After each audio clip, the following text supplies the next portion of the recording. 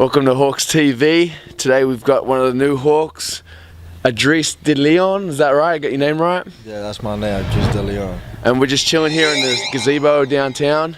And I'm thinking, were there many gazebos like this growing up in Manhattan? No, it's a lot of buildings and it's sky rise, so we're just used to the big buildings. So Think you can get used to like the garden type setting we got here? yeah, I don't mind this. Hoping I don't find no snake, boy. Here, I don't mind this. So No, we're good for snakes. We're good for snakes. I would have maybe had the interview at an outdoor basketball court. But we really don't have many around here. I think Wollongong should have more outdoor courts. You're a famous street baller. I think it should be one by the beach. What do you reckon about that? Would you hang out if there was a court down there? of course, I should have bring a lot of people, especially basketball players. They got a basketball outside. When you're a basketball player and you love basketball, it don't matter if it's indoor or outside. So they should have a couple of them out here. So the council needs to listen to this guy. Now I want to get to your nickname, your famous nickname, 2hard2guard. I want to know, when you were growing up, or around about the time you got the nickname, what did you do? I want to know about like the hard work and the training. What were you doing to get a nickname like that? Like how did that come about? When you get a nickname like that, stuff like that, or the other players that get nicknames, it just become like when you're young and you play and work hard and you enjoying yourself.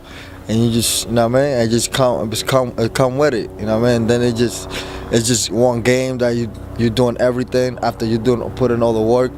So, it just, that night I was on fire, and they just give me that name. But then you have to live to it, So that's the hardest part. After you get the name, now you have to go out there every summer and prove everybody why you got that name. If not, it get taken from you. So you've done well to keep the name.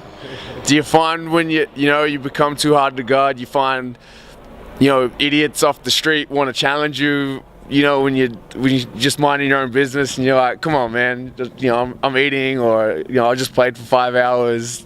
How do you handle that? No, not even it is outside, just completely anywhere. Like even when you play professional or regular league or playing 3-on-3, everybody know like, oh, that's too hard to guard, so they want to prove you like I could play too, or they want to be like I'm better than you. So you have to, every time you go out there and play, even messing around, you have to take it serious, because there's somebody out there thinking like, oh, I think I'm better than him, so I just have to go out there and prove it. So okay. So how hard is too hard? How hard are you to guard? How hard is it to stay in front of you?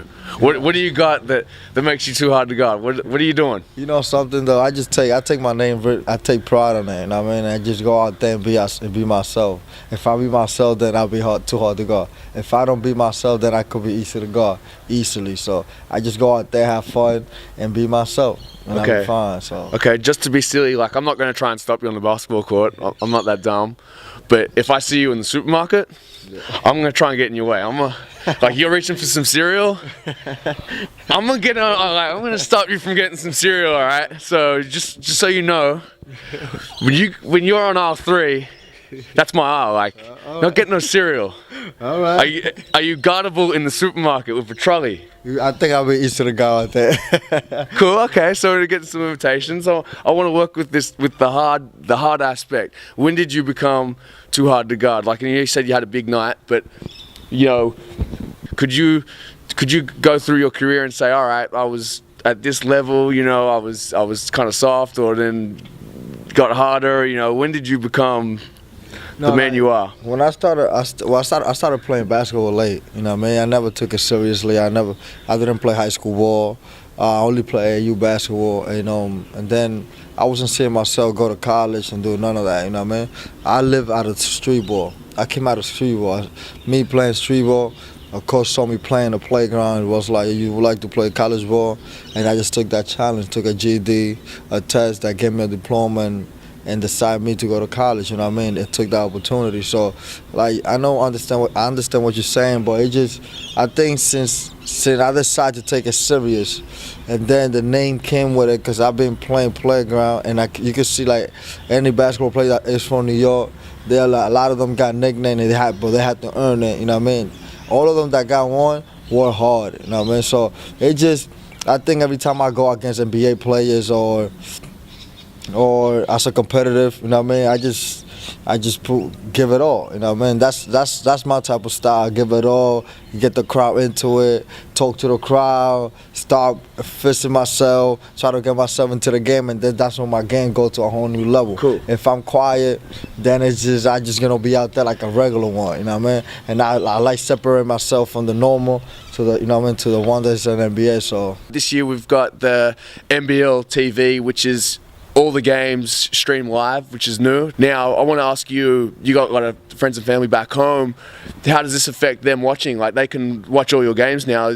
Have you heard that, you know, people back home will be watching the games now? you know the funny thing is, like a couple of people asked me, like, can they buy it out there and stuff like that? And I think that was a pretty good idea to do that, you know what I mean? But there's gonna be the time difference. I don't know they're gonna stay up until 6 in the morning, 7, try to watch. I hope they record it or replay or something, you know what I mean? But yeah, a lot of my family looking forward to it, and try to watch. A lot of fans too on Facebook from other countries and the States be like, oh, I'm gonna watch you play this in your basketball career and trying to follow me. I got a lot of following, I respect it, and that's why I'm here, because of them. So, you know what I mean? Cool. So, you know, the league and the Hawks have a wider audience this year, a more global audience potentially with NBL TV. I think the Hawks are going to be exciting this year for whatever reasons. No one wants to hear why I think that is. I want you to tell the fans that don't know that much about the Hawks, why should they watch the Hawks this year? Why do you think people should come watch you and the Hawks play?